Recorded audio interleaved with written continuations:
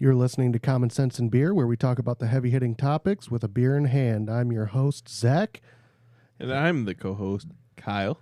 And today, what are we talking about, Kyle? Well, we're going to talk about a very, very hard-hitting subject. You know, something very politically charged, I'd say. Yep. You know, and it, I guess it's, you know, we'll just dive right into it. Merry Christmas. Yeah, Merry Christmas, everybody. Well, this will be dropping just before, right? Just before Christmas? Yeah, that sounds about right. Yeah. Yep. So, again, yeah. That's Merry Christmas. No happy holidays around here. Yep. We're Merry Christmasing it up. Yep. This will bring us right into it, but keep Christ in Christmas. Yes, sir.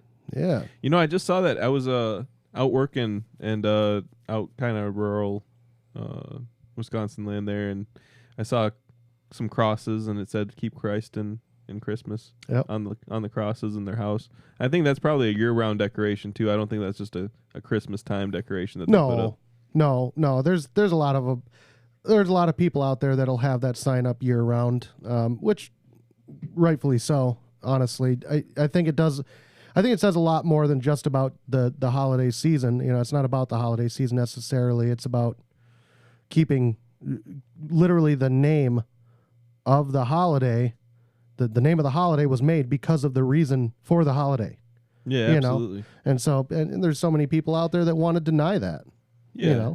And I do have to say, in a world that's been so politically charged and kind of like in an anti-Christian stance, at least some of the events we've gone to that have, have been Christmas themed or, like, lighting the candle for recently deceased, stuff like that. Mm-hmm.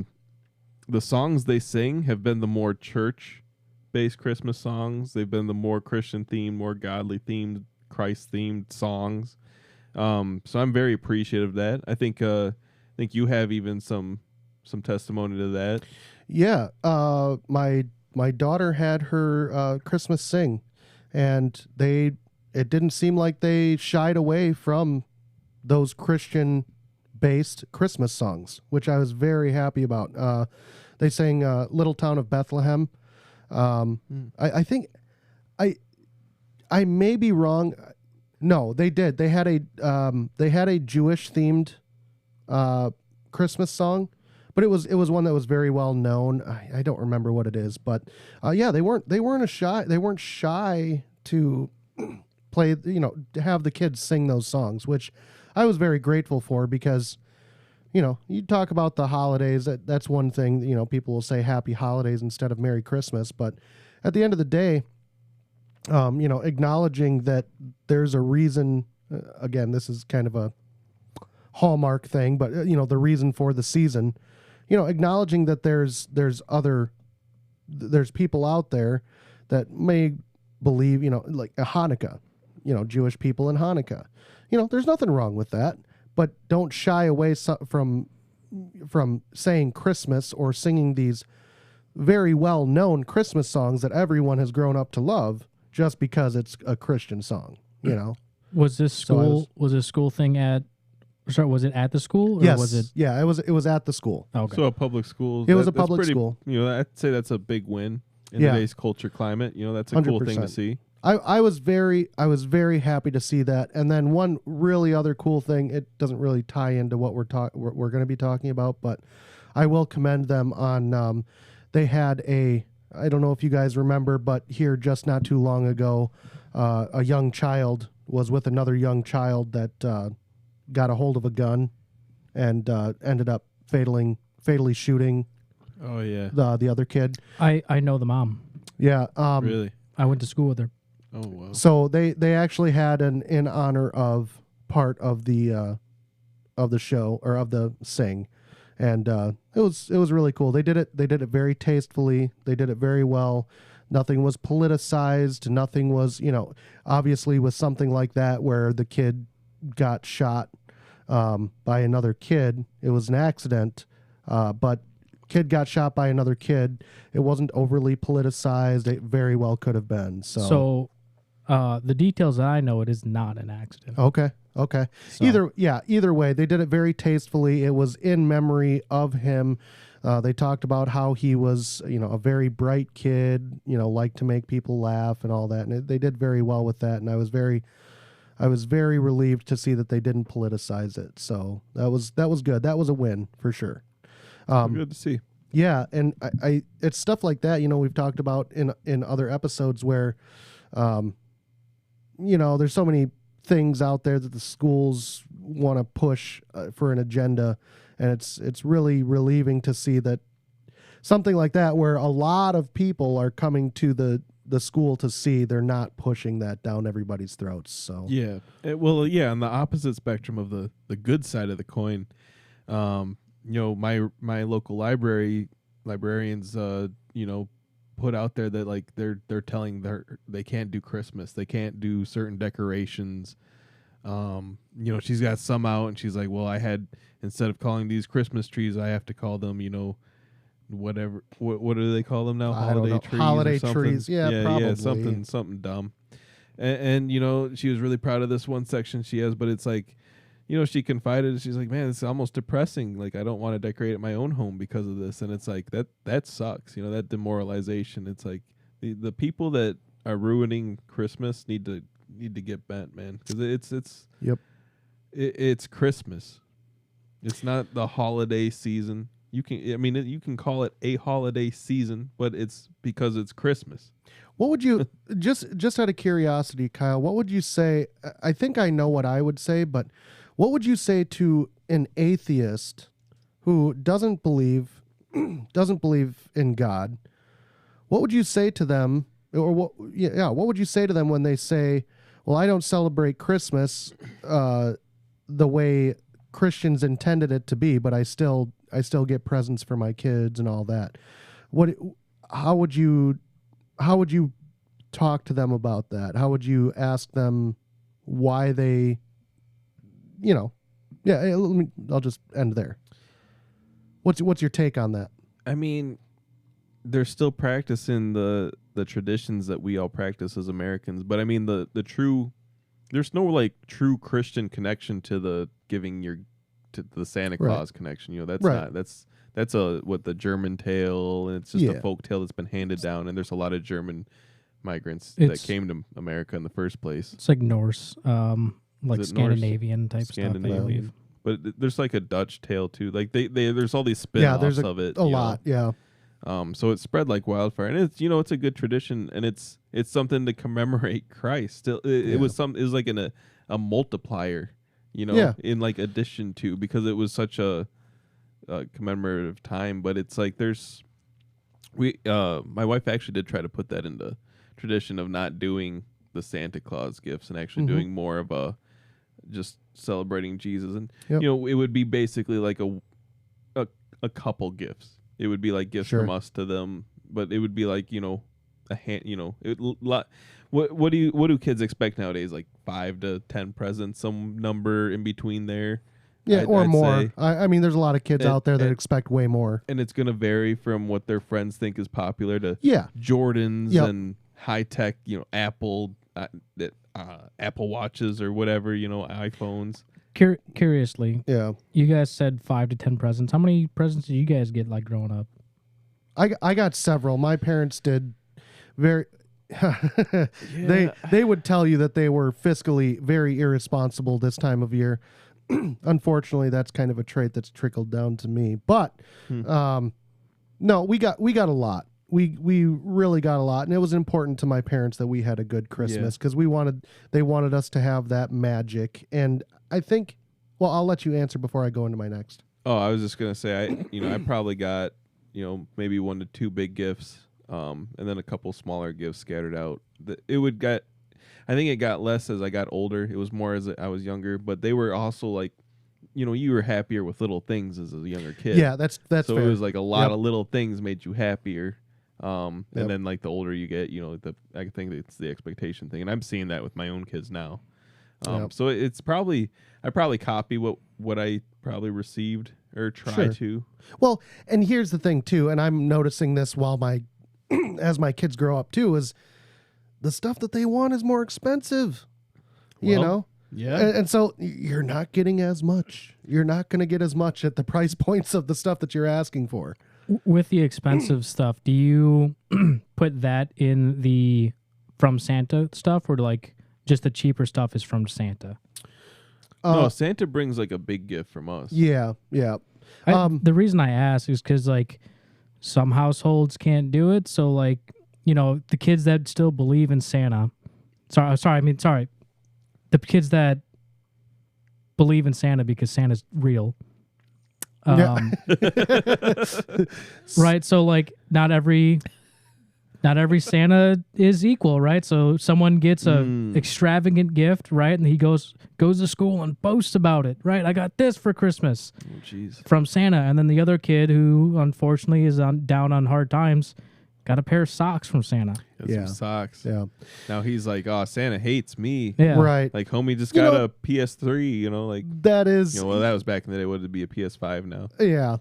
That is the risk, So I was just saying, like, wouldn't it be risk better for like to say like the parents got you this instead of Santa getting and that was my wife's point. Yeah. I think, but at the same time too, it's only a point if they're overly socializing with other kids in a school setting, in a homeschool setting. You can get away with these things for a little bit longer. And we've thought about actually, me and my wife actually got into an argument about what gifts should be from Santa.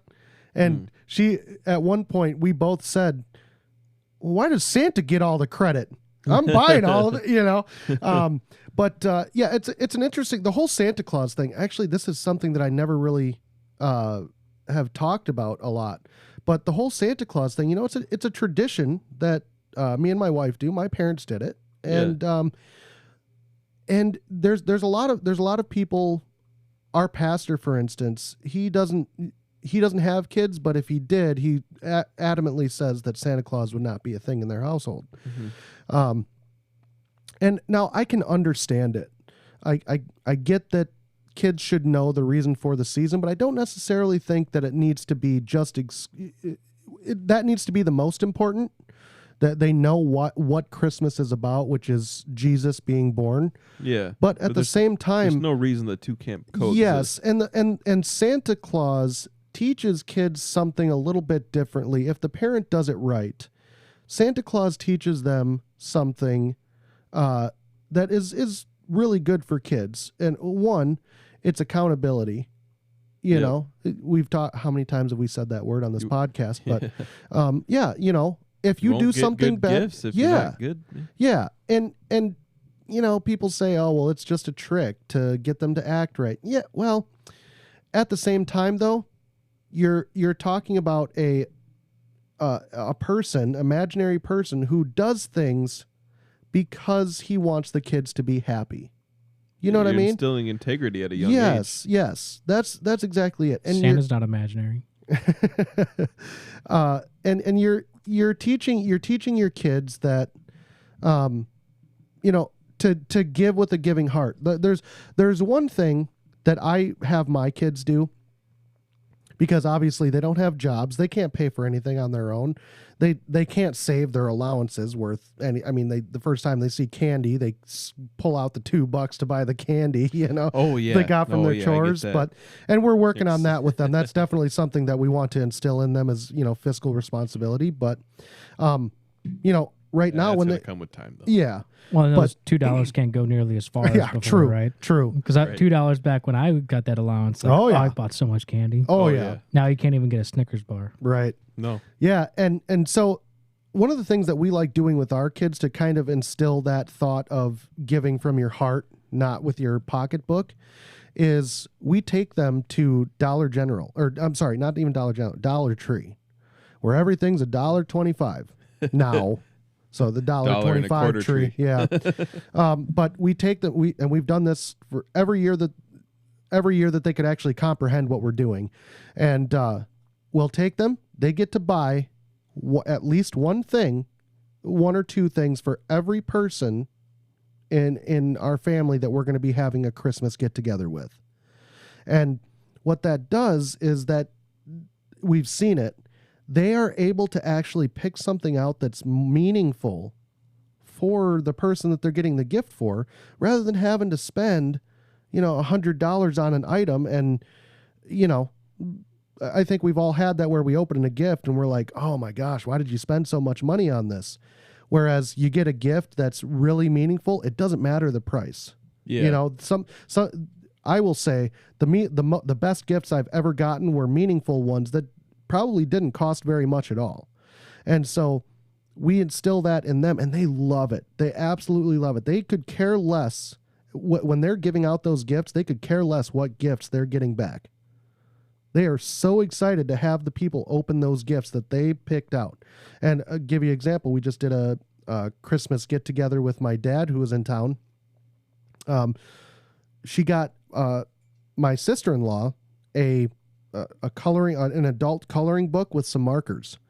And because she's really into artsy stuff, she likes doing the coloring thing. She does calligraphy and stuff.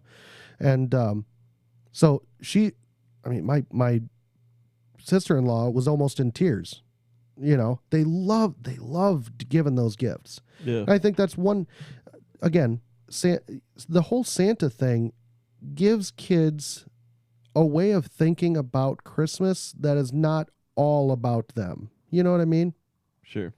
No, women are just over emotional. Yeah.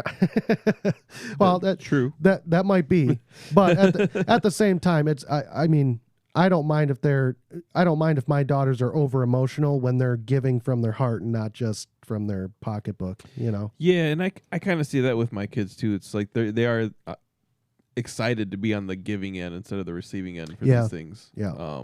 And that's good. Even outside of Christmas, it's a good thing to give them the opportunity to actually give something to somebody so they can feel that joy, Yeah. Yeah. I think that's huge. I think more parents need to do that with their kids. But so again, going back to the whole religious aspect of it, there's the whole Santa thing. The two can coexist, and we do tread that line. And actually, this will be the last year that we do Santa Claus for our oldest daughter. She's 9. Well, she'll be 9. And the reason is she's starting to ask questions and starting to, Oh yeah, we got tested, I think, with the tooth fairy. Okay. Started losing some teeth and not telling anybody, and then noticing money didn't show up. It's like, got us. Well, and that's the thing. And yeah. What are you gonna do? Right. I can't blame him for that. Yep, exactly. Like, hey, good on you for figuring it out. Right. Yeah. You smart little jerk. You did well, son. But you're gonna tell me some weirdo. Yeah. Comes to my room. Yeah. When I'm sleeping. Yeah. Steals my teeth and gives me money. Yeah. So what we're going to do, what we plan on doing is, and my wife came up with this, she's brilliant, but what we're going to do to kind of break the news about Santa Claus is we're going to take her out just by herself with, we're going to take some hot cocoa, take a hot cocoa date, and nice. we're going to tell my daughter, let her down gently and tell her that while Santa Claus isn't a real person that brings you gifts every year, the idea of Santa Claus is rooted in our Christian values, which is we give with a giving heart.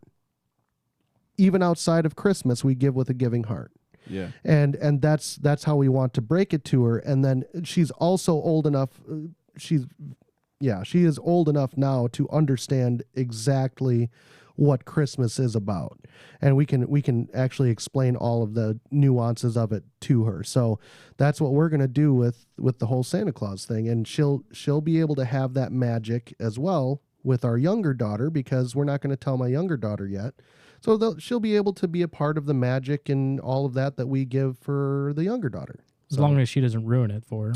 Yeah, and again, I don't think she will. I think it'll be something that's very fun for her. And and she gets to teach her younger sister about this kind of stuff in a kind of roundabout way. So but that's kind of the approach I want to take with it too, that it's more of like it's the spirit of the giving and everything else, and it's fun, I think the tradition of it and the story of it's great. Yeah. It's something that should live on, and there's nothing wrong with that. Because they put on the negative effects of it. It's like, oh, you're deceiving a child, and then they feel tricked, by you, and it's like, well, that's being naive. It's like, well, if you didn't teach them how to not be naive, like, right, that's kind of something you also have to break at a young age too, to an absolutely. extent, Yeah. I don't think Santa Claus is going to cause a kid not to believe in God when you break the news to them that Santa Claus isn't real. Right. The two should be, or they shouldn't be, at least. Yeah, right. And it something shouldn't wrong be happen. Exactly. That's one thing that we do. When we're at church, we're talking about church things. When we're at home, we talk about church things and, bring in Santa a little bit here and there. But, the two are distinct from each other. And I don't mean to pat myself on the back or anything, but we've done a pretty good job with that. And, sounds like that's exactly what you did. yeah, but no, we feel like we've done a pretty good job with that. There have been times where we've slipped, probably, but at the end of the day, I think that those values are being instilled in a way that the kids can understand at their age. Those same values, like you said, come from the reason for Christmas. And so I think it's just one easy way for them to understand what that means. Yeah. So, Joe? I don't know how the elves fit in. Don't ask me all of that, but it's all just in good fun. Slave labor. And it's cheap labor, yeah. And it's fun for the Freely. parents. I mean, come on. It's really fun. Seeing the glow in your kids' eyes when they see that sure. big Santa present, We got them a big wheel. We got them a big wheel one year, and their jaws were on the floor, but then the next year they got that big wheel, but then the next year my oldest daughter asked for a snow globe because she watched the Santa Claus. I don't know if you remember that. Yeah. And, the snow globe was this sentimental thing that, was in the movie. She wanted a snow globe. And so for 2-3 years, we got her snow globes from Santa, for every year. And she loved them. She had the same look that she had with the big wheel with the snow globe. I'm funny. Like, yes, this is awesome. There you go, man. Then Mission successful. Then I don't have to spend so much money. Those big wheels, man. Yeah. Inflation catches those. Oh, good. Yeah, that was expensive. That was an expensive year. Nothing but a petroleum product, man. Yeah. Yep. So, yeah. What else do you think? How else do you think Christmas is being Threatened, politicized? All that. So I think it just goes hand in hand with it being, the anti-religion stances. You have the Freedom from Religion Foundation, institutions like designed to go after, anything like that. And it's weird that they really only touch on the Christ, the Christ Christian. Yep. Anything that a school does, if there's just something where it's like, oh, the kids are just writing letters and they're just going to go in care packages, but they're going to be used on a Christian mission. It's like, oh no, we can't have anything like that happen. Yeah. They can't be caught. They can't be caught sending anything to anything related about Christianity is. And I just feel like in the corporate environment, and like I was talking with the local library, being told they can't put up Christmas decorations, just certain things like that. I really can't wait to see the Christmas comeback, supposedly with the next generation being more conservative. I feel like we'll see it in our lifetime. I hope so. And I think it's going to come back with a boom, and it's going to come back to the point where no one's going to say happy holidays anymore. It's going to be Merry Christmas or bust. Yep. You know what I mean? It's just going to be back. It's just going to be back by popular demand, Right. And I can understand the whole happy holidays thing to an extent. When it first started out, the whole happy holidays thing is they just wanted to give season's greetings to anybody around this time of year. So I can understand that, but when you deliberately make it to where it's replacing Christmas, you know what I mean? Yeah. Because that's what it's become. The whole happy holidays is Xing the Christ out of Christmas. Right. It's blasphemous, if you will. Well, yeah. And like I said, I can understand the whole happy holidays thought of, because there is Hanukkah, Kwanzaa, all of that happening right around the same time, and so I can understand if places wanted to say happy holidays, things like that. But when it becomes a deliberate bash against Christ, No. that's where I draw the line. No, dude. We don't like the Jews around here. They hurt our guy, dude. They hurt our guy. Yeah. No, we don't want them around here. If they Merry Christmas. Think about it this way. Think about it this way. If they hadn't, we wouldn't have had a savior that died for us. They would have just made another group. But yeah, I absolutely think that it's over politicized. I think it's over. That's another argument that a lot of people make about Santa too, is that it was just a way for them to make Christmas more secular. And I've heard that argument, and I guess I can understand it, but at the same time, again, I don't think that that's going to. Parents are going to tell their kids about Christ with or without Santa. Yeah, I don't, you know what I'm saying? Think it. Yeah, exactly. Yeah. They don't necessarily cross. It's like they can work in parallel together, but it's like, it doesn't. You don't need one without the other. Right. It's not necessary. Right. I think there's a tactful way to do it, to do both. Yep. And Well, so here's a good one. What do you think is a good money cap for your kid? From like a young child age. Let's say. Bad question for me. So well, what do you think is a responsible money cap for a family? Zach doesn't have one. I've seen his spending budget on his kids. Well, then this is a good question for him, because I'll give you mine after that. Yeah. But and I'm talking 10 years old. What do you think? Where they're more in the more expensive things, so you can kind of justify a little bit higher of a budget. Yeah, ours fluctuates every year. Some years we're able to do really well, really big Christmas, and then other years we're not able to. This year we're doing kind of a middle of the road where we've done in the past, and that's again, what, $5,000? No. That's insane. I wish. No, only half. You wish? What do you mean you wish? No. This year I think we're doing about.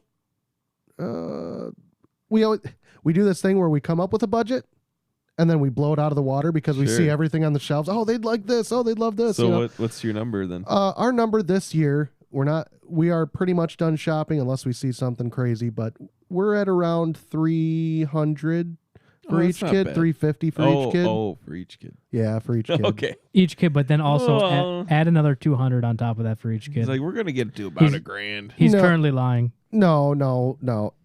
Yeah, like I said, this year we set a budget of 300 for each kid. Sure. And again, there'll probably be stuff that when we're out shopping for other people last minute, we're going to see something that we want to get them.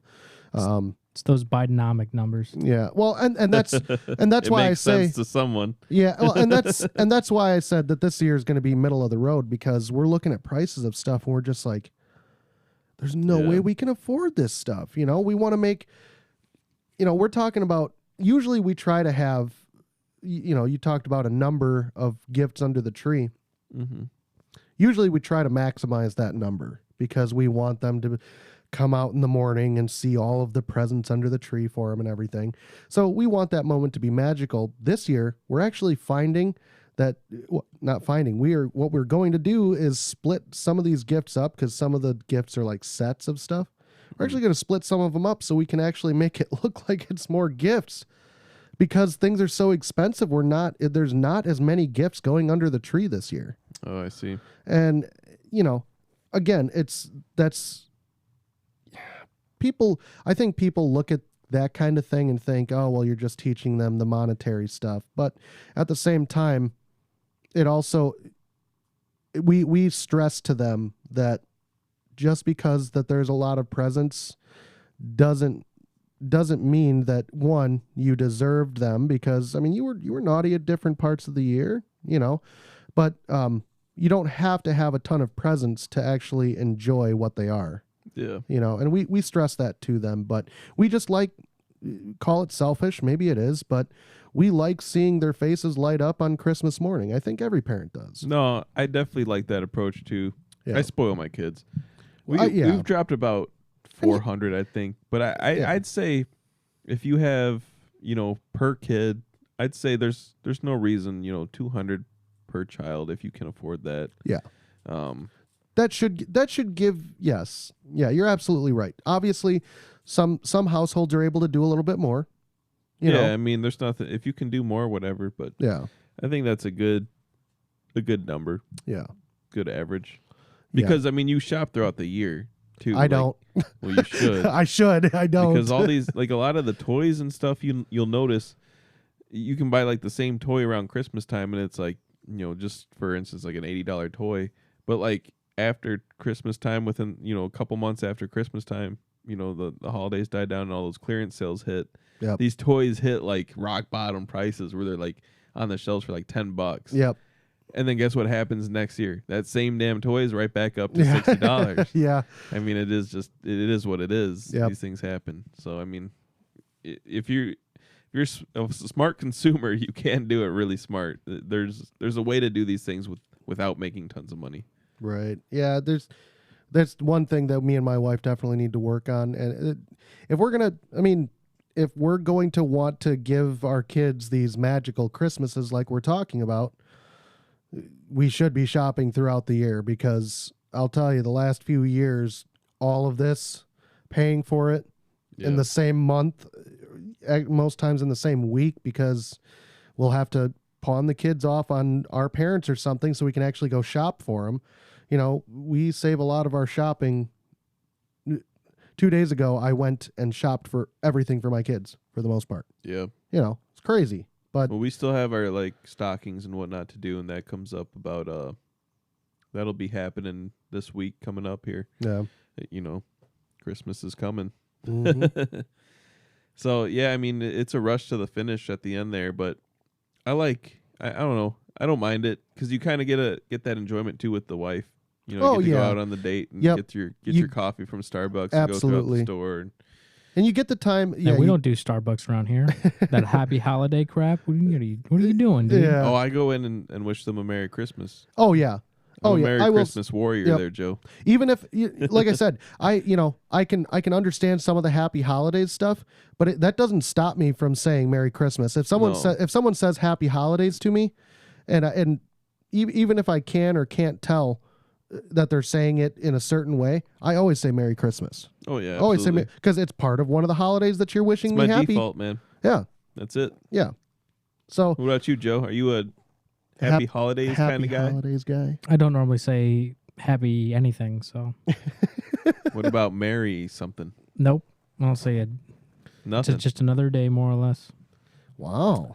That's a different look at it. What a downer. Well, where's my present? Where's your present? You're not going to get anything acting like that. It's going to be cold. Yeah, Santa hasn't given me crap for the past like 10 years. Yeah, since I was like 10. Well, that says a lot about your behavior pattern, doesn't it, Joe? You've been a naughty, naughty boy. Yeah, when was your last time you got one from Santa? I get something from Santa every year. I do too, actually. I do too. Yeah. That was that was a tradition too in our house. Santa always came, whether we knew about him or not. He always came to our house. So my parents, that's what we do to this day. Yeah, because we have the Christmas Eve tradition with the family. Yep. So we leave, we pack the kids in the car. One of the parents goes back inside, takes those presents out, and puts them out. Yep. Santa comes while we were there, because we by the time we come home, it's past midnight. Wait, is the parent putting it out or Santa putting it out?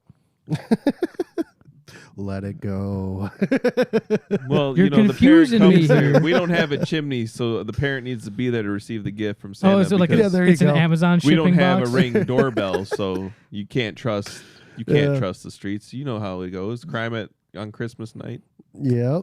Yeah, Yeah, Santa has to break into all these houses. He's the main Amazon contributor to this.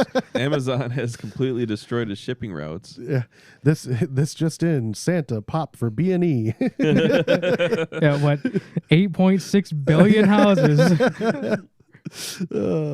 Expecting life in prison. We finally got him, folks. Yeah, what do you think really is the bottom line to the whole attack on Christmas? I mean, do you think it's just because it's a religious holiday, or do you think what do you think? Do you think it's just because it's a religious holiday? Yeah, I mean, there's like I kind of touched on it earlier. There's just a huge anti-Christian push. It's because Christianity kind of teaches that libertarian American value of live and let live, kind of let your neighbors be and kind of live in harmony by, just kind of collectively being together and being good people. It's kind of like these guidelines for doing all these things, in which supports all the things that we've talked about in the past, like the nuclear family and all the other things. So it's really just, I think it's a big, giant communist attack on this country. I mean, it really is. It's just they hate religion. I mean, the fascism hates religion. All these things hate religion because it gives people hope, gives people something that is bigger than themselves, and it's always what those types of things inspire people to greatness. And in order to keep your populace as kind of a slave class, it's important to keep them demoralized and unhappy.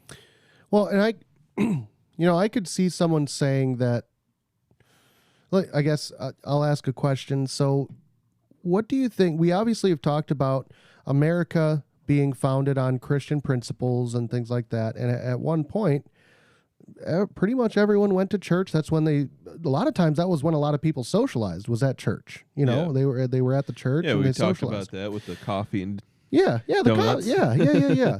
And so what do you think? Why do you think that well, we've already answered that question. What do you think is the main reason that they're coming after Christians, even though we've been a society mixed in with America has been founded on Christian principles? Why do you think they are getting away from that or wanting to get away from that? Or do you think people have personal problems with Christians? Do you think people have had bad experiences with Christians? Do you think it's just purely because Christianity teaches the values that allow people to be their own person and not slaves to the government? Because I could see people saying, well, Christians act this way and I really don't like that. Or, I've heard people say, well, Christians they're stuck up, or, things like that. Do you think some of that plays into some of this? Because I think some people have probably been slighted by Christians in some way or form. It probably plays into how many people say they're Christians, and aren't actually Christians. That's true. They were slighted by someone who thought they were holier than thou. Yeah. They got Karen by someone who was wearing a cross and thought she was better than someone because she calls herself a Christian, but that person wasn't being a Christian at that time. Mm-hmm. Belittling or, good point. outing at someone. Joe, do you have something to say? The holiday Christians, right? So they only show up. That's good. They only show up for Easter. They only show up for Christmas or whatever. So they show up like 3 times per year. That's exactly what it is. 3 times a year. Easter, Christmas, Mother's Day. Really? Yeah. Oh, 100%. Those are at our church, those are the 3 weeks that we get the most people showing up. Interesting. And you know why? You know what it is? It's mothers, because I've talked to the grandmothers in these in the congregation. They'll say, I just asked them if they could come to church with me. That's all I want for Mother's Day. Yeah, then we belittle them and kick them out. No. You should. I mean, it's like you should do the Ash Wednesday speeches every one of those holidays. Yeah. Well, honestly, speeches. What is the? We'll just go straight to Revelations. Straight to Revelations. Yeah. Isn't that the Ash Wednesday thing where they talk about you don't just be here to be here? Well, I mean, yeah, there's like so many other services that you could say that about. But yeah, Ash Wednesday is supposed to be It's supposed to be, it's not going to be a traditional service. It's going to be a more reverent service, and you realizing that you don't deserve any of the gifts that you've been given by God. And, you know, a lot of people don't like that. A lot of people don't Well, that's like. what it should be more of. Yeah. That's why Joel Osteen is so beloved. That's why, yes, because he teaches what we call prosperity gospel, and we talked about that when we had Gene on. Is when you're telling people that if they're doing good things, or if they just pray more, they'll get these blessings from God. It's like, okay, well, what does that do for a person that's downtrodden, whatever the case is? They start to pray, and then God's answer is no. You know, say, Yeah. oh, I need $5,000 to make it through the month for bills and this and this and this and this. What's that going to do when they don't get a $5,000 check by the end of the month? You know, you're teaching them that if they just ask for this, they'll get it from God. No, that's not how it works. Right. You know, and so that's why that's a good point. You know, a lot of these Christians are. This is why it's so important to show your faith based off of your actions, not just by your words. Yeah. And then again, though, But don't be misinformed on right? what you're talking Don't about. be misinformed. But That's true. I mean, there's also parts where, you know, the Bible says not to be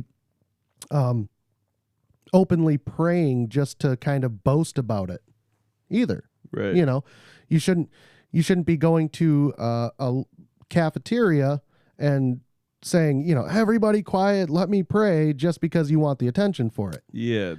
That's called virtue signaling. Yeah. And it's funny that all these things that we say don't do, and like the you know, the whole like the bad Christian attributes are all things that like the woke cult does. Yeah. It's kind of funny that they looked for the religion, but they've looked for it in all the bad values. Yep. You know. Yeah. It's crazy. I think. Yeah, I'm just curious. You know, you didn't grow up very religious yourself. No, not at all. Were there I things? went to church like twice. Yeah, and were there things that Christians did that totally turned you off from So going to church? I had a really weird. I mean, I never had an instinct to go to church. Really, I mean, there was a friend that lived down the street. They actually ran the church. Like, what is that? Where you live in the parsonage, I guess. Oh, okay. Yeah. So it was down the street, and the house was in the same lot as the church. And Okay. You know, I stayed Sure. the night. So There was some one sort day of we staff, did. yeah. We did a church. Like a service. lock-in? Or we talking about- No. Like, they lived in the house. His dad was the pastor of the church. Okay. Yeah. So like, I stayed the night, and then in the morning it was a service. So like, I went with them. Obviously. Yeah. You know, stuff like that. Like, my parents were never like, "Oh, he can't go to these things." They were never like closed-minded Sure. on those types of deals. But yeah, it was what it was. But like, there was never really the turnoff. I just had that weird. It took a lot of weird things to get me into the more spiritual path. Like, it's like I almost had all these different signs, but I never took them. You know, like it took a bunch to finally be like, "Oh, okay, fine." Like I get it now. And you know, that took from just experimenting with different psychedelic drugs, going down the mushroom path. But you know, realistically, just finding that connection with God, for me on a personal level, was huge. But before I found that, I viewed like when someone would be up there thanking God for like, you know, like a athlete thanking God for this win, you know, and it's like, man, you put all your blood, sweat, and tears in that. Like, how are you thanking something that doesn't exist? You know, because that's like my brain at the time. So it was always that frustration, but it was always just a me issue. It was never anything anyone else was doing. Right. Yeah. I never really, the only Christians, and I do this in air quotes, is like the Westboro Baptist people that went around to like the veteran funerals and like just said that they deserved it. And it's like, holy crap, those people were nuts. Yeah. And any sort of like cultist types, you know, but like, yeah, I didn't have a broad negative view on Christianity as a whole. It was just more of like, I don't know if it was the societal impact at the time. I was into rock and roll music. Like, I don't know which thing did it on, you know what I mean, what level. Because not all rock bands at the time were anti-God or anti-Christian either. Yeah. So Well, I'm not sure. I'll tell you this, and I'm gonna actually humble myself here. So I was at a funeral not too long ago it was the funeral of a member of our church that had passed. And towards the end of it, they had their luncheon. We had our luncheon, and I was kind of in the fellowship hall just kind of talking to other people. And I saw this guy walk up to one of the doors of our church that we don't normally use like at all. And it's right on the other side of a parking lot. And he walks up to the other door that we don't use. And immediately my thought was, what is this guy doing? What's going on? Why is there a random guy about to walk up to our door? And immediately I thought, okay, security. I'm going to go out there and make sure that he's not trying to do anything crazy, Come to find out, he was actually there to talk to the pastor because he was having a hard time. He had just moved here from Milwaukee because he had a bad time out there with drugs. He had bad friends out there. He was having a really hard time. Go ahead. Sorry, I was gonna say he's gonna find bad friends here too. Yeah. No, but I found myself just right into that. Oh, this guy's up to no good mindset, and I instantly felt bad for that because when I talked to the guy, he was having a hard time. He almost had tears in his eyes, and he's just saying, "Look, I'm really not a religious person. I've only been to church a couple of times, but man, I'm really down on my luck right now, and I really want to talk to somebody." And I felt so bad. And mind you, I was nice to this guy. I was not mean to him. I just asked him if I could help him. But my immediate thought was not, come all who are weary, like it should be. It was more of, what are you trying to do to my church? Sure. And so I think there is a lot of that. I think there is that out there, and I think there's a lot of, not wanting to give people a chance in Christians. Would you say that, like, what kind of drove you to that? Is it just the way the culture is right now, the way society is right now with crime rates that you hear about? Yeah, I think so. I think that is part of it. I don't really want to trust anybody right away. You know what I mean? And so we've had things happen to our church. We've had some graffiti on some of our building. We've had stuff stolen out of the building, things like that. And so I think that's why my head jumped to that right away. And I'm not necessarily saying that we should just ignore those things. What I am saying, though, is instead of I will say I didn't treat him like that. I asked him if we could help him, and he kind of told me everything that was going on. But it was the inside guilt, that was just killing me. It's like, man, this guy's really hurting. And there was a thought in the back of my mind too that, oh, well, what if he's just trying to ask for money, $20 in gas and stuff like that. But he never asked. So that was what hit me hard too, was he never asked for money. He didn't ask for a single thing except for if there was an outside outlet he could charge his phone for 20 minutes. That was it. So what are you going to do? 14 lashes and 12 Hail Marys? Yeah. Yeah. Well, again, that, it's one of those things where there's, I want to choose my words carefully, but I think there's a lot of Christians out there who genuinely mean well, but they come off wrong. And what I would like people to understand, and this is what I told this guy too, because he said, oh, I'm not really a religious guy, and I've done a lot of bad things in my life, so I don't even know if I even belong in a church and things like that. And I told him, I said, this is a house for sinners. Yeah, that's what this is. If no one sinned, there would be no reason for this building right now.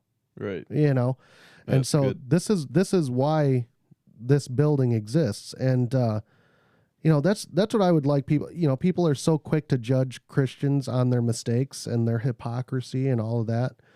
But again, at the same time, if you go to a church service, what you should be hearing from the pulpit is that, yes, every one of us are sinners, and that's why we are there. It shouldn't be, oh, do this good thing, and, heaven is promised to you. Yeah, heaven is promised to you, but it's not the good things that get you there. It is your actions. Your actions should display those good things that the Bible talks about. It's not the opposite. You are promised heaven. You have faith in God. Your actions should show that, rather than the opposite way, which is my actions get me closer to God, which gets me into heaven. It's not like that. But there are a lot of Christians that feel that way, and it's unfortunate. But I would urge people that have been slighted by Christians, you have to remember that we're all humans. Oh yeah, everyone's prone to mistakes. There's a lot of Christians. There's a lot of Christians that will act higher, mightier than thou, holier than thou. But at the same time, we're all humans. We're all Christians. There's bad stuff out there around here. I meant we're all human. Oh yeah, oh yeah, yeah.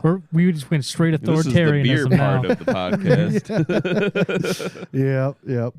No, I forgot what I was going to say. Yeah, I know I went on a little bit of a rant there. Yeah. Like no chance for anyone to talk. Anyway, sorry. Come on, Joe. Are you gonna remember? I'll think about it. No, Okay, you're saying. Oh wait. Oh, you got something? No, go ahead. No, you go ahead. No, you go ahead. This is such All a right. Midwest conversation right now. So right here. Well, so I was. Oh wait. Oh, you're gonna go? Oh no, Oh, please. People are punching their stereos in their car right now. All right, listen. So a Lionsgate movie called Jesus Revolution was released here in 2023. Yeah, Have you seen that or heard I of that haven't movie? seen it, heard of it. So we watched it. And it's kind of almost exactly what you're saying, because it's basically spoiler alert. Yeah. Anyone who hasn't seen it, it's about bringing in the hippie movement into Jesus, where it's like, they saw that a lot of young people were just looking for something, and they're being told to look for it through these drugs and whatever else, and it's like they were looking for something spiritual, and it's got a great story because it's about that. It's a pastor meets this ex-hippie, now turned just Jesus freak, is basically what he refers to himself as, and he's looks like Jesus, and he's just a hippie, a barefoot stinky hippie, but he's all about Jesus Christ, man. Yeah. And it is kind of that whole revolution of it, and it not so much about what the movie was about or anything, just the fact that was a movie that came out this year is cool, by not just like some fringe Christian group. This is Lionsgate. This is like, well, did you watch If I Could Only Imagine, that movie at all? I did not. Or I Can Only Imagine or something? I did not. I didn't see that movie, but I want to. It's on Netflix now. Is it? Okay. Yeah, you can just pull it up on Netflix. It's actually, I've watched it twice now just because I really like this song. But Yeah, correct me if I'm wrong, but it's actually about the guy who wrote the song, right? It's a story about how he wrote it's his entire life. Why- more yeah. or less. Why Okay. he wrote that song. Yeah, and I'm sure everybody has heard that song. That's a very popular song. There's no way, like, it came out, 96, I believe, or 97. Like, there's no way no one has not heard it. It is, like, the most popular.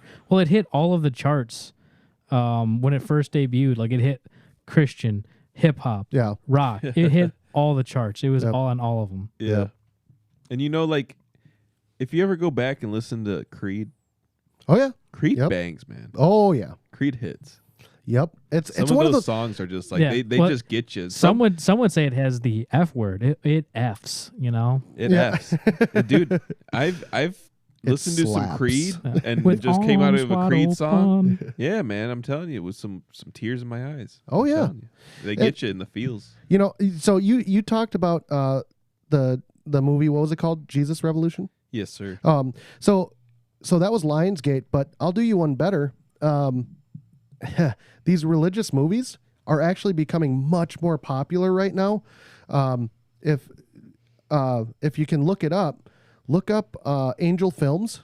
Oh, yeah. Yeah. Angel Films actually put out the one That's about Sound of Freedom, right? Sound of Freedom. Yep. Yeah. Well, now they've got one that's in theaters across the nation, It's called The Shift. Have you seen previews for this? I have not. Looks awesome. It's supposed to be so first of all, it starts off with a quote by C.S. Lewis, and I don't remember the quote now, but it's from my favorite book ever written that I've read. The Screw Tape Letters, which is basically two demons talking to each other about how they can convert a Christian to be a Satan worshiper. Oh, okay. Anyway, so that was the book, but this movie is based off of Job, the book in the Bible. And I'm sure a lot of people have heard of the story of Job, which was God allowed him to be tested to the maximum amount by Satan. Beyond the breaking point. And at the end of it, he shows that he grew from his faith in God, and that he was able to endure all of this. And so this is supposed to be a modern take on the story of Job, and it's supposed to be this guy who is, it doesn't expressively say that he's Satan, but he's able to shift the reality for this man. And this man ends up having to go endure these multiple universes with or without his wife, with or without children, things like that. And it looks so cool. Interesting. It looks like one of those philosophical, it's in theaters right now. Dilemma movies. Yeah, it came out. The Shift. Yeah, it was supposed to come out on the 5th, I believe. I just haven't been able to watch it yet. What are the odds that it has Dennis Quaid in it? No, it's not Dennis Quaid. It's well, I'm saying, like, do you know how many Christian movies Dennis Quaid does? Yep. Like, if you name a Christian movie, I'm gonna bet that Dennis Quaid is in it. It's called The Shift, right? You said yes. It has the actor in it. I forget his name. You'll immediately recognize him. He actually, Angel Studios kind of became a second home for him, and he's actually supposed to be in a lot of their movies coming up because of his religious views. He actually got what was it? He refused to do a sex scene after he had gotten married. He refused to do a sex scene in a movie, and they told him that was a deal breaker. And he got more and more of this kind of stuff happening while he was in kind of the mainstream Hollywood setting. And so he started looking around for more positive and, less commanding studios to make movies with. And he's doing it now with Angel Studios. So I thought that was pretty interesting. But all I'm ready for is Mel Gibson's Resurrection. Yeah. You know what I'm talking about? No. It's Passion of the Christ. Resurrection. Yeah, number 2. Yeah. With what's his name? What's this guy's name here? The main guy, Jesus. What's his name? Oh yeah, he was in Sound of Freedom. Yeah, Neil McDonough. Yeah. This guy. Not him in Sound of Freedom. Right. But that was the one. This is the guy in The Shift. In The Shift. But he's in a lot of stuff. He's in Band of Brothers. Yeah. Yeah, I like him in pretty much everything he's in. He's a good actor. He's in Captain America, the First Avenger. Who is he in Band of Brothers? Oh, what's his name? Buck? Oh, okay. He's got a very distinct face. I know who you're talking about. Yeah, blue eyes, blonde hair. Yeah, I mean, how many times I've watched Band of Brothers? Band of Brothers is my favorite show. Yeah, you give me the name, I'll know exactly who you're talking about. So that's what I had to think. It was like, it's Buck. Yep. I'm looking forward to that movie too. Passion of the Christ 2. Resurrection. Yeah, what's Passion the name? of the Christ Resurrection. What's the name of the actor that played the main guy in Sound of Freedom? Oh yeah, I forget his name. Because he was in Passion of the Christ. Yes, he was Jesus in Passion of the Christ. Yeah, should look that up because he deserves the credit. You know, Mel Gibson hates Jews. Jim Caviezel. Yeah, Jim Caviezel. Yeah. Why does Mel Gibson hate Jews? I don't know. All I know is that he does not like the Jews. It's very funny. That's weird. There's a whole thing about it. Yeah, where he went on like a drunken tangent on someone's voicemail, didn't he? Yeah, he is an anti-Semitist, through and through. He's unhinged, man. Sometimes people do some unhinged things, Yeah. Yeah, I don't understand. I don't agree with what they, preach, teach, confess, whatever. I don't agree with it, but at the same time, it's like, why would you hate anybody? Why would you hate anybody to that level? I don't get that. Yeah. Mel Gibson knows how to make a good movie, though. Oh my He God. does. Yeah, no matter, even if you're not Christian, Passion of the Christ is phenomenal. Yeah. Well, if nothing else, Do you know how much blood they went through for that Yeah. movie? Well, honestly, I mean, even historical scholars have to admit that that was up to this date is one of the most realistic sequences of crucifixion and what would happen during it.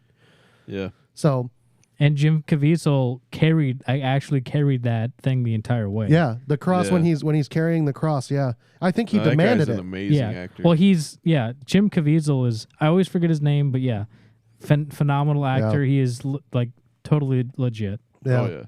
And a couple other things about that movie too. One, I love that they put it in Aramaic. They offer subtitles at the bottom, but they all speak in Aramaic, which is what the language that Jesus would have spoke in those days. And so they all speak Aramaic. You really don't get a version unless it's dubbed over it of non-Aramaic. It's all subtitled at the bottom of the movie, which adds something very special to the movie as well. But also, did you know that there's a specific scene where you can see a hand holding a spike over Jesus' hand in the cross, and then they hammer the nail through it? That's Mel Gibson. Mel Gibson actually demanded that be his hand. Oh jeez. Yeah, so he had an idea of what that would have felt like to be holding the nail that pierced his Savior's hand. I don't know, it's just interesting.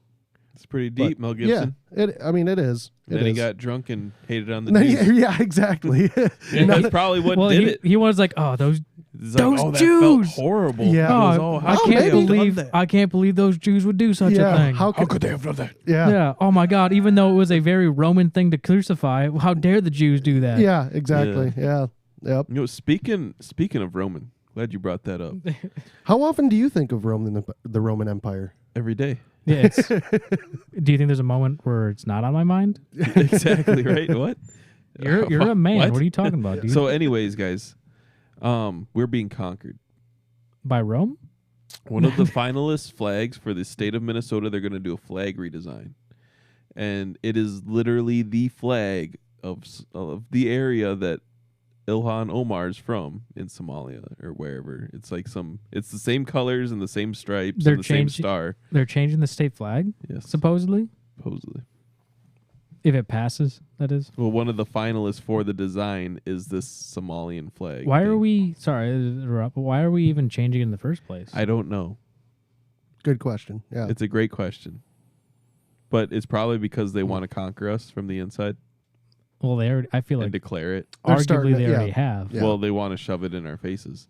That's what I mean. They want to start this kind of uncivil unrest, this conflict, so Yeah. that the UN can come in and create this And it's global new world order. it's these subtle things. The It's these, UN will get massacred if they even Yeah. make an Oh, their attempt. plan is horrible. It's not going to work. But Well, they're still doing it regardless. yeah, it's funny. It's funny because you're talking about the flag changing. You know, we've talked about all kinds of stuff on this podcast about it's just the little things that add up to all of the problems that we're starting to have as a society. You know, Christmas. This is obviously one of those. This is one of Is that those the things flag? where. That's the new flag design. Oh, Can you wow. scroll? I can't see it. Oh yeah, yeah. What is that? How does that represent Minnesota at all? So, yeah. Do they say what the colors represent? Yeah, I'd be interested They to see might. that too. Hold on, let me Carry on, Zach. No, carry on. oh no, I was just gonna say it's all these little things. I'm wondering.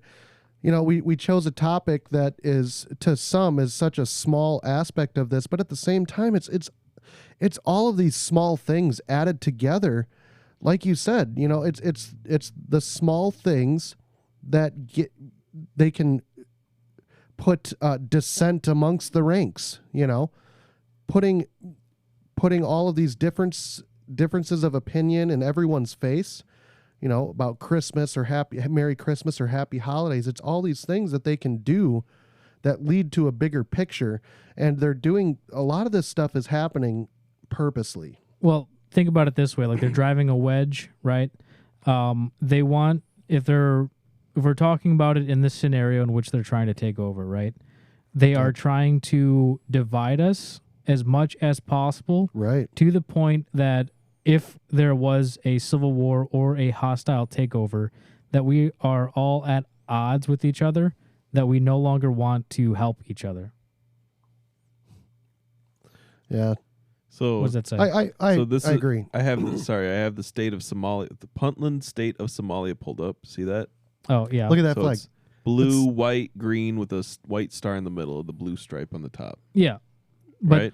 Okay. What's the So proposed? the flag design for the new flag of Minnesota, yeah, it's very similar it's Very the exact similar. same Yeah. thing, just in a different. spot. It's kind of like a progressive flag with the same design. Yeah. Did they say what those mean though at all? I mean, I really don't care what they want to say. I'm exactly just what they curious mean. what they supposedly have a representation for each color. Well, I do 'cause, have like, the the Dakota United News port. Like the United States see. flag, we're talking about the red for the bloodshed that was sown to create this country, the white for the purity, and Yep. So it says, what inspired your designs? It says, while I was visually inspired by the simplicity and popularity of state flags like New Mexico, Colorado, and Tennessee, all of my symbolic inspiration came from Minnesota itself, with emphasis on embracing the history, significance, and uniqueness of our state, while also finding the experiences that all Minnesotans share and connect with. who's speaking? This is the designer of this flag, of the Somalian flag. Okay. So it says our state's motto, Letoile du Nord. I don't know. I probably butchered the crap out of that. Meaning Star of the North was prominent theme I wanted to reference in my design, and thus a North Star became the focal point in all of my design variations. Why isn't it in the north though? Yeah. Technically, it would be in the west. Yeah. The way the flag shows it in the west. Yeah, it really doesn't say much. I mean, it's just So they're just like, each color on the flag was also chosen with specific intention to represent there we go. different important facets of Minnesota. The navy is a color broadly associated with Minnesotan identity. The white stripes symbolize our winters and snow, and the green stripe symbolizes the beauty of our nature and the importance of agriculture to our state. The light blue represents the significance of water to our state. Each is the land of 10,000 lakes, the birth state of the Mississippi River, and the origins of our state's name. Why are they associated with the Navy?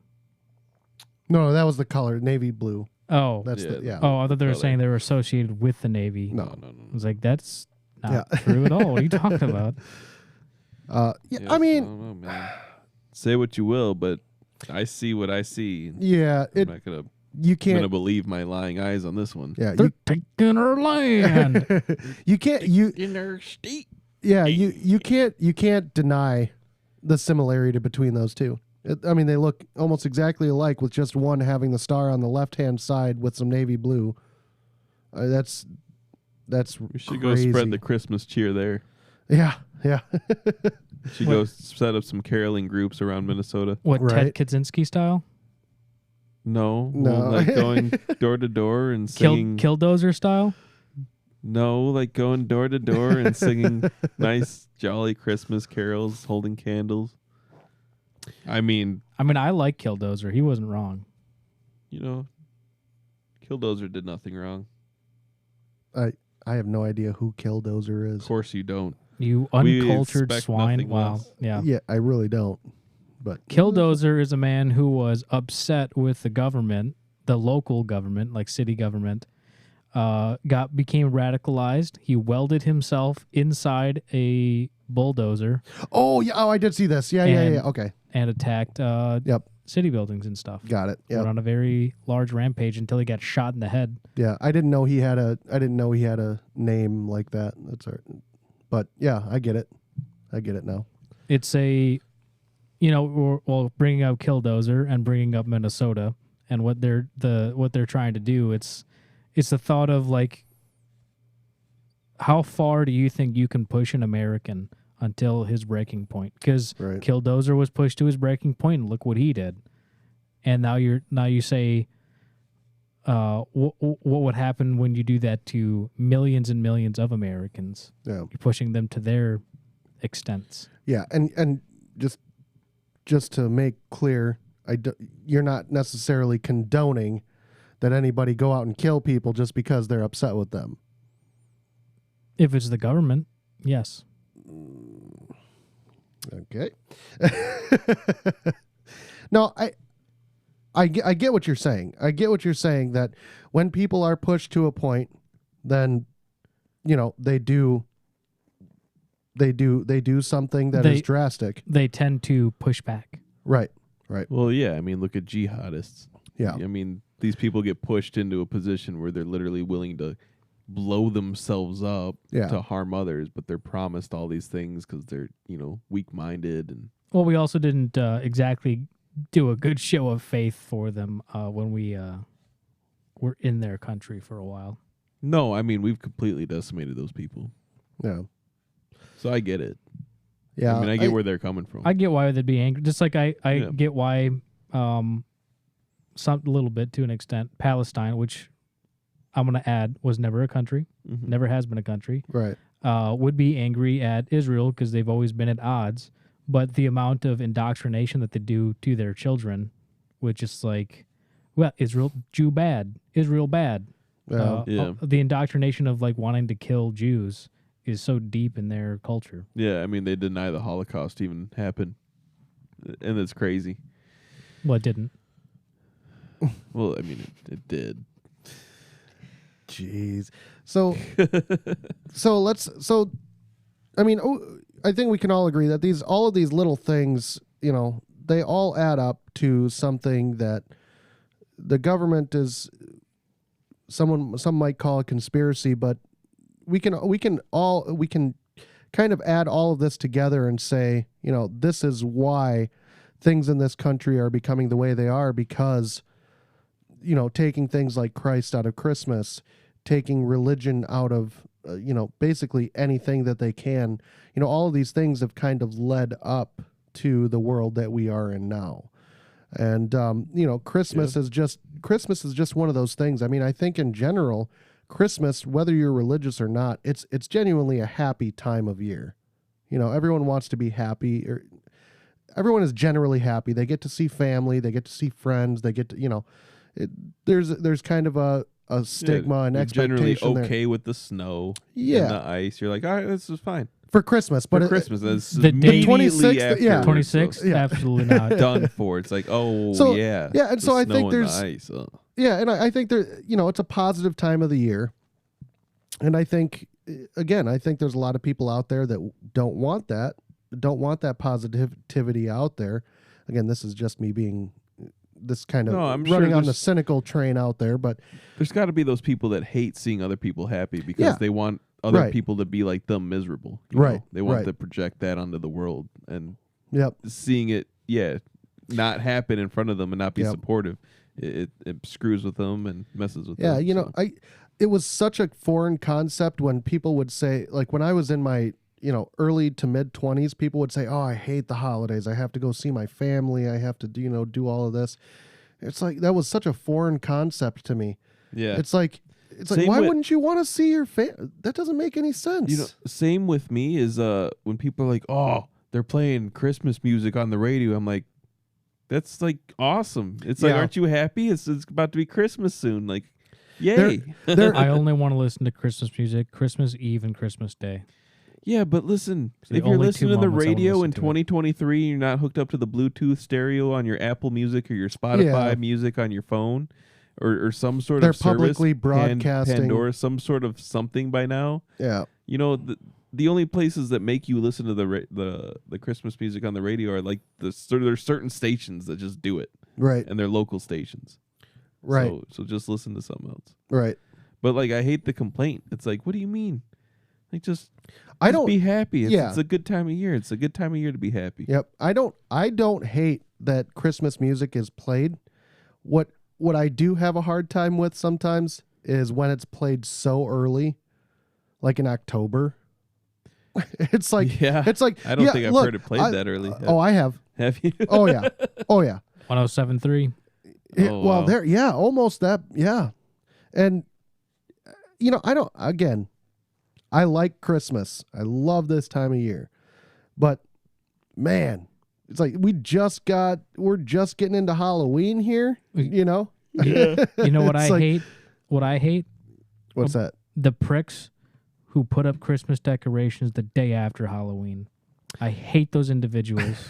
You got to wait till around Thanksgiving time. Yeah, day after Thanksgiving, go for it. But if There's a lot of people. There's a lot of people out there that want to get it done before Thanksgiving, so that way they can light it up on Thanksgiving. nope, don't care. And while it's still a little warmer out. Yeah. Still Yep. don't care. Screw you. I will tell you, I Screw you, appreciate it. No, they're skipping Thanksgiving, and then they want to celebrate it. Well, Screw you. What if their Christmas decorations are also their Thanksgiving decorations? Sucks to suck. Don't care. For you. I will say, my parents ask me every year if I can get on the roof and put some lights up on the peak of their house. You tell them no? No, I always tell them yes. But this year, they actually asked me right around Thanksgiving time, just before Thanksgiving, when it was a little bit warmer out. I appreciated that because then I'm not up there, and Yeah, see, Joe?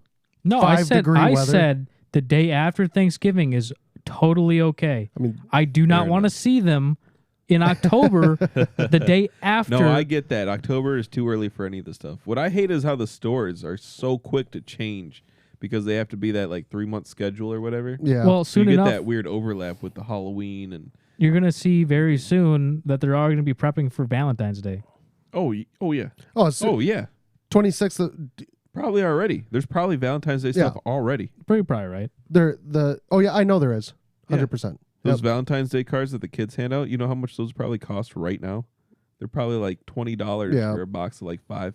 Yep. Oh, speaking of Valentine's Day, I sorry to get kind of sidetracked a little bit, but remember when you were kids and you got the Valentine's Day Oh yeah, Yeah. You All get that the little stuff. messages and Yeah. little yeah, get the little candies mess. and- Oh, I miss it. dude, I miss it, remember honestly. I remember making my little envelope Yeah. that you'd paste you'd Yeah. tape to this edge of your desk, and then we had 10 minutes where we all Got went around. around and put our little Valentines with Had candy one and made for each- everyone in your class yeah, individually. and then the girl that you liked, you had a special one little for something on her, there, and, little little sticker or heart. something. Yeah, and you put that in Absolutely. there. What was Little the scratch and sniff. I don't think it ever happened to me, but it's the looking around the room and then seeing one person got nothing, and you're like, oh, I don't I remember was never that. that kid. I think everyone. No, everybody got something. You were supposed to get something for everybody. Yeah, I think that was the expectation. Yeah. So there's just always that kid that just didn't get any special messages. I remember. Yeah, Oh, yeah. Yeah. They I just got, do generic remember. stuff. Yeah, yeah. just nothing in there, just Yeah, you are awesome. Yeah. And it's the red Just- Power Ranger. Yeah, with the there you thumbs go. up. I remember the little Superman Valentines. I'd give out, and I'd put separate ones to the side. Okay, that's for That's for Julie. Amber, That's- and that one's for Haley, and that one's for it's This one's for Mark. no.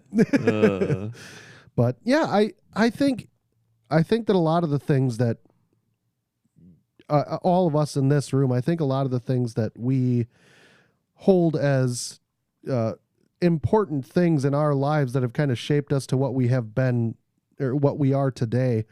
I think a lot of those things, yeah, like Christmas, I think a lot of those things are under attack today just because they do promote level-headed responses. They promote a healthier lifestyle, one that's not rooted in dependence on other people, things like that. self-destruction and bad habits. Yeah. They're not rooted in those things, and I think that's why things like this are under attack, because they realize, it's like they took a they've tried to figure out the demographic of the people that are most dependent on them, Well, and they're like, okay, well, they do this, and this, and these people aren't doing that, so let's get these people to do what they're doing so they depend on us more. let's look at music, right?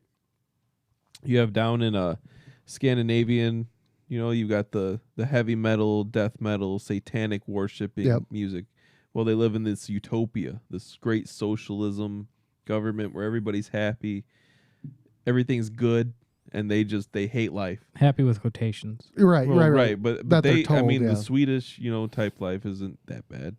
But then you have like in poor ghettos in like South America where they're living literally on top of each other, and all their music is about how they're just so happy to be alive. Yeah. You know, and it's just, and they're generally, I mean, you look at the religion aspect too. The socialism countries generally have lost God, versus these very, very happy. They have family to go to, so they don't need a lot because in their eyes they have everything they need, if not more, because some of them have giant happy families. So, Yep. I mean, you just, yeah, I like that, you know? Yeah. I think, again, you know, I think that Christmas is something that even if we take, not that I want to, because Christ should stay in Christmas because it is, you know, we're gonna do these cliches real quick, wrap up. Christ should stay in Christmas because he's the reason for the season. But at the same time, there's no reason for anybody to downplay Christmas itself or the holiday season for any reason, because at the end of the day, people are just trying to be happy. People are trying to find happiness in their lives. And if it's one time a year, that's better. That's better than nothing. You know what I mean? Yeah. I don't know. Maybe that's just kind of a naive view of it, but at the end of the day, you know, don't take something away that makes someone genuinely happy. Yeah, so with that, I'm going to say Merry Christmas. Yeah, Merry Christmas, everybody. Hopefully everyone has a great holiday, get to spend time with their family, friends, and hopefully it's not made up with too much of arguing and things like that, but Yeah. No, do argue. If they're wrong, call them out on it. Yeah. no. It's an American thing to Yeah. do. Hey, we're talking about the Love. hard-hitting topics. Why can't they, Zach? Yeah. Yep. Just yeah. Bring love. More than anything else, bring love to your You family. know, you can and friends. talk about the hard-hitting topics, though. Yeah, talk about these things. Talk about politics with your family, but bring them up in a sense. Bring them up in a direction, or bring them up in a topic that's not confrontational. That's not like aggressive. Biden's bad, okay? Yeah. Okay. No. I think Biden's bad. Okay. Do it in a Who could be loving. mad after him? Okay. Yeah.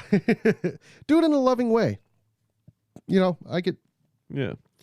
Yeah, do it in a loving way. And You if it senses that it's just too much of a topic, and you know if it's gonna upset the mood and the vibe, drop it.